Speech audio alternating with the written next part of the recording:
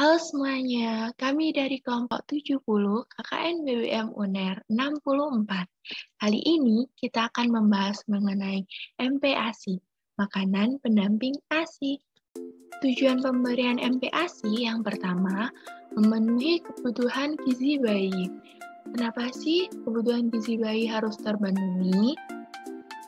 Karena di masa kehamilan sampai anak berusia 2 tahun merupakan masa golden age atau periode emas, di mana pertumbuhan otak secara maksimal dan pertumbuhan fisik yang pesat mulai dari berat badan, tinggi badan, lingkar kepala.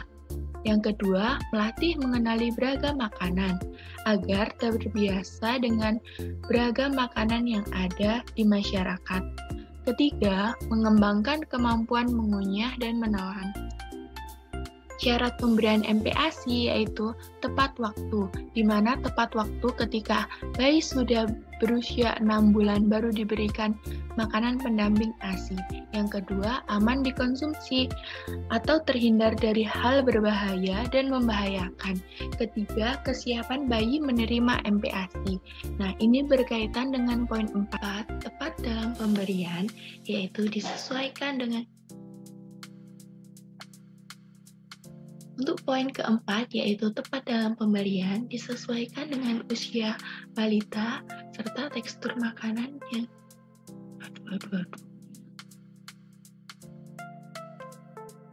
tepat dalam pemberian, yaitu disesuaikan dengan usia balita dan kesiapannya dalam mencerna makanan.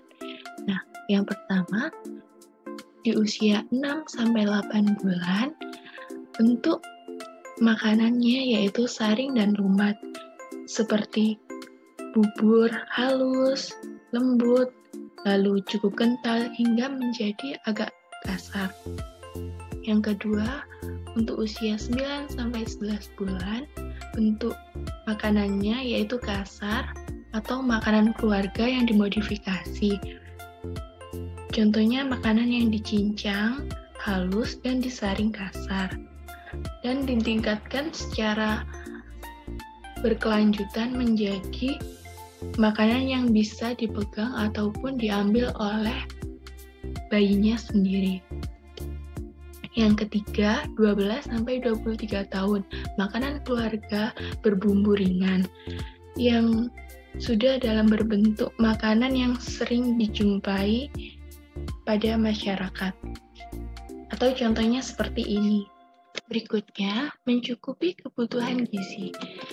Ini adalah pedoman makan kita dari gizi seimbang, yaitu isi piringku untuk balita. Nah, untuk porsi makanan pokoknya yaitu 35%, lauk pauk atau sumber protein 35%, dan sayur mayur serta buah-buahan 30%. Untuk bayi di usia 6-8 bulan diberikan 2 hingga 3 sendok makan sampai setengah gelas air mineral dalam sekali makan secara bertahap. Dalam sehari bisa diberikan 2-3 kali MPASI ini. Lalu untuk usia 9-11 bulan diberikan 125-175 ml dalam sekali makan. Dalam sehari bisa diberikan 3-4 kali makan.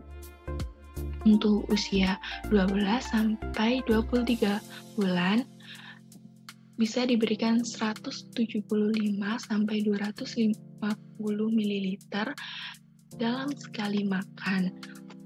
Dan kebiasaan makannya bisa dibiasakan menjadi 3 hingga 4 kali dalam sehari. Untuk waktu makan secara keseluruhan di usia ini tidak boleh lebih dari 30 menit. Ini adalah contoh sumber bahan pangan yang dapat kita temui dengan mudah dan memiliki kandungan gizi yang cukup tinggi. Contohnya, sumber karbohidrat bisa dari ubi jalar, nasi. Untuk sumber protein hewani, ada telur, ikan, lele, dan ikan mujair. Untuk sumber protein nabati, tahu, tempe, dan kacang hijau. Untuk sumber serat, ada oyong, terong, bayam, labu, air, pisang alpukat, dan semangka. Ini adalah rekomendasi menu yang mungkin bisa disajikan untuk bayi ataupun balita yang sedang melakukan MPASI. Baik, sekian. Terima kasih dari kami. Jaga kesehatan selalu, jangan lupa mengikuti protokol kesehatan, dan jangan lupa follow di Instagram kita.